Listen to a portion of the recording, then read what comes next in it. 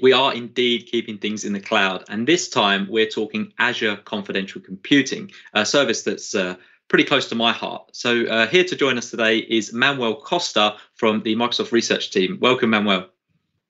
Thank you. Thank you for having me. No, thanks for coming. Maybe just share with the audience, we'd love to hear what you do at Microsoft Research.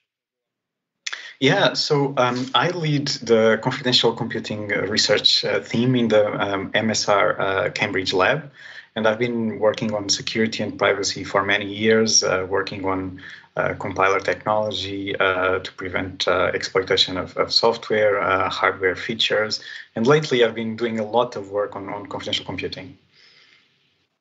Lovely, I love that. And as you know, I'm big into security as well, so I'm excited to hear from yourself about confidential computing. For those watching, what is confidential computing? I know the virtual machines went GA here at Build, so yeah, exactly what is confidential computing, and what does that GA announcement mean to our developers? Yeah, so we're very excited about confidential computing. So confidential computing is all about providing the highest level of security and privacy guarantees for cloud workloads. So we have been providing encryption at rest while data is stored on disks and in transit for a while. And what confidential computing brings on top of that is protection of the data and encryption while data is being used. So it complements nicely our security and privacy technology for the cloud. And what this means is that when data is being used, when we are running programs over the data is actually protected, and actually the code is also protected. So it means that you can create hardware isolated compartments in your cloud services, and the hardware protects the data and the code inside of those hardware compartments, and we call these compartments enclaves or trusted execution environments. And this means that even if you have a malicious actor like a system administrator, logging into a virtual machine where you have the data, they cannot see the data. Even if you have, let's say, a bug in your kernel, and that kernel gets exploited, the attackers cannot see the data. So it's very exciting, and even some physical attacks, like people, for instance, let's say stealing sort of the actual RAM chips where the data is stored. They still cannot see the data because the data is actually encrypted in memory. And at the same time, we can get good performance out of these designs, because when the data gets loaded into the processors, and when you run the code over the data is decrypted at that time, and it's protected by the hardware during computation, and you can run the computation efficiently. So we think it's a very, very exciting combination of properties where you have good protection and good performance, and it's just making sure that customers can upload encrypted data and code to our cloud. They can run those workloads with confidentiality, and we essentially don't have access to the customer secrets, which is a very, very strong privacy guarantee. Nice. So and we're very so excited. I was going to say, there's an extra thing that we need to now tell our customers, right? We need to at least make them aware of, right? You can encrypt your data at rest, you can encrypt your data in transit, but now you have another option, and you can encrypt your data when it's being used, right? And this is using the hardware, a particular piece of hardware for the confidential computing VMs, right? Yes, absolutely. Yeah. So we just announced the general availability of the confidential computing VMs. So we're very excited. I mean, Azure. I've been working on this for quite a while with many colleagues across Azure and Microsoft, and very excited. It's in general availability. Developers can start to use it. We're running some production workloads. So these VMs, they have Intel SGX CPUs. The developers can just try out our offering and build innovative solutions with the new privacy guarantees. And it's super exciting for me to see this hitting GA and being generally available to all of our developers and customers.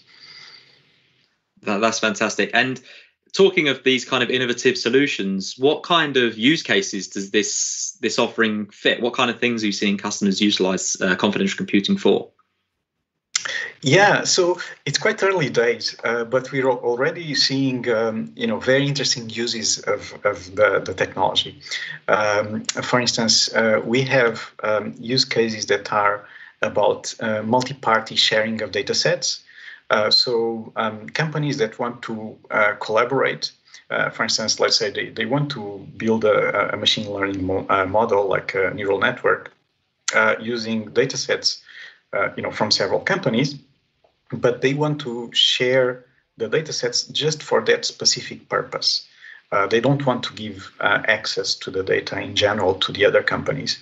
So with Azure Confidential Computing, they can actually authorize the use of their data sets just for the specific purpose of building, for instance, as an example, a neural network, and they get a very strong guarantee that the data is not used for any other purpose. And so these multi-party scenarios are very exciting.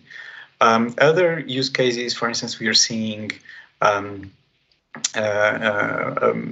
interest in building high-performance ledgers with privacy guarantees. This is also sort of very exciting because we can provide a combination of high performance and privacy and a guarantee of full integrity and verifiability on distributed ledgers, which is appealing to many customers. So very exciting use case. Also, we also have encrypted databases as a sort of one of the main use cases for confidential computing. A lot of the world's data is stored in databases, and a lot of that data is very sensitive. So our SQL Server team has also shipped a feature where they support encrypting parts of the database and running on some queries only inside of the trusted execution environments with the confidential guarantee protections. So that's another important use case. But I think this is only the beginning. I think there's going to be lots of exciting use cases for this technology, and I can't wait to see what developers build with this. Yeah, exactly. Me too. I think there's potentially this is here to revolutionize the way we think about privacy when we're talking about computing, our compute environments. And the SQL always encrypted feature is a good example of kind of almost democratizing that technology a little bit as well. So I'm definitely excited to see where it goes as well. But it's not just the Azure confidential computing VMs that are at play here, right? There's a great load of brilliant open source work that is happening as well from Microsoft and from the community as well, right? Oh yes, absolutely. I think this is another thing that is great about this project and super exciting to me. That a lot of work, most of the work actually is being done in an open source way. So we have a couple of a few exciting open source projects already. For instance, we have the Open Enclave SDK. This is like the sort of a very fundamental piece for confidential computing. It essentially abstracts the properties of trusted execution environments and allows us to target different types of hardware. All of that is open source. All the development is done in the open. I encourage everyone to check the Open Enclave SDK repo and see what's happening there. So very fundamental at the base of sort of the base layer of confidential computing. Then we have our ledger project is called CCF, Confidential Consortium Framework. This is again all open source. I again encourage people to check it out. I think so. all the components of the confidential consortium framework, can be extended in many ways. So we're sort of very welcoming sort of contributions, suggestions. Looking forward to having productive engagements with the community on how we make it better. And we're also collaborating on another open source project called the SGX LKL, which is about running Linux containers with confidentiality. Again, all open source. We're sort of it's early days, and we're looking forward to evolve that code base also together with the community. So I think it's fantastic that it's all open source, and I encourage everyone to check out these 3 projects. Yeah, that's great. It's great to hear about the SGX LKL thing. I won't dive into the rabbit hole that is container security, but it's great to see a bunch of open source work being done there. The Open Enclave SDK, actually, I'm definitely not a systems programmer in C or C++. That's not really my bag, but I was able to head over to the GitHub repo and I followed the README, and I set up myself a confidential computing virtual machine in Azure, and then I was able to use the Open Enclave SDK and create myself a confidential app that running in a trusted enclave. So anyone watching, I do encourage you to go and check this out if you want to start leveraging this functionality. I really enjoyed playing around with it. It was slightly different for me, but it was all great fun. And Manuel, the Open Enclave SDK is right now is in C and C++, right? Yep. So I kind of, if people are watching this and like me, they're not a systems programmer, of course they can go away and check it out. And we've got this great combination of the Azure side with the confidential computing VMs, which is kind of like the enabler, and then the open source SDK, which helps us leverage that technology. But if you're watching this and you're a JavaScript or Python or C# developer or whatever it is, are there any other kind of how could they get involved in this as well? Yeah, so that's a great question. So I think there are a couple of things. So I think one of the things we are doing is exposing these concepts and these guarantees through different types of services.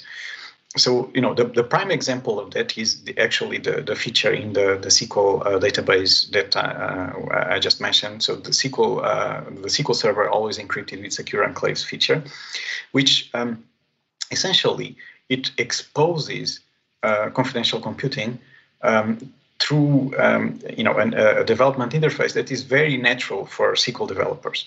So developers can just mark a part of the database as encrypted, and then the implementation of the server guarantees that when queries touch that part of the database, the queries run inside of the trusted execution environments. So, for instance, if you are a SQL developer, then I really encourage you to look at SQL Always Encrypted, and that's not a C++ interface. It's a SQL interface. So I think SQL developers will be very familiar with that interface, and actually it will be a very good experience for them to use these concepts in these guarantees through a SQL interface. And we are looking to expand that type of experience, through other services and languages. And I think it's early days, but I would encourage anyone who wants to build easier programming interfaces or runtimes for confidential computing to really look at the open source projects and propose contributions there. We have some things, a few things in the pipeline, but we're really kind of looking for feedback from the community. So the fact that it is all open source, right? It means that if people want to propose a particular language or a particular API or a particular runtime, they can start, building that on top of, for instance, the Open Enclave SDK, right? And then we can have a discussion in the open about how to incorporate that. Love it. Yeah. So if you're watching this and you want to enhance it, head over to the GitHub repo for the Open Enclave SDK and check it out and contribute. We welcome contributions. So unfortunately, we don't have time to chat for much longer, Manuel. But I want to thank you for your time and sharing your wealth of knowledge with us on this subject. So for more information generally on confidential computing, visit ak.ms/confidential computing. Amy, knowing how to protect your data has never been more important than the times that we're living in now.